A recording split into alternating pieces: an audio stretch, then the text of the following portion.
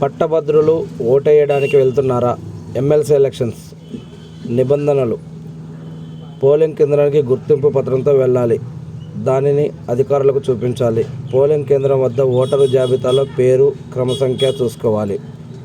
Voter గుర్తింపు ఉన్న పత్రంపై మీ పేరు వద్ద సంతకం చేయాలి. తర్వాత ఓటరుకు బ్యాలెట్ పేపరు ఇస్తారు.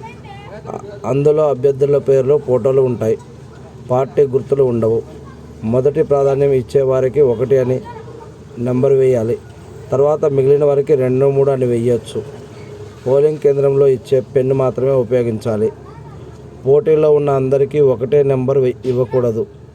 అభ్యర్థికి కేటాయించిన బాక్సులో 1 అని, ఇంగ్లీష్లో 1 అని రాయకూడదు. అంకెల్లోనే వేయాలి. అధికారులు సూచించినట్లు బ్యాలెట్ పేపర్ను మడత పెట్టకపోతే చెల్లదు. ప్రాధాన్య అంకె వేయకుండా ఖాళీ బ్యాలెట్ పేపర్ వేయకూడదు. ఓటు వేసేటప్పుడు పెన్నుతో గట్టిగా రుద్దిన, చుక్కలు, టిక్కులు పెట్టినా చెల్లుబాటు కాదు. అభ్యర్థి పేరు బాక్స్ పక్కన కాకుండా మరే ఇతర ప్రదేశంలో అంకెలు వేయకూడదు.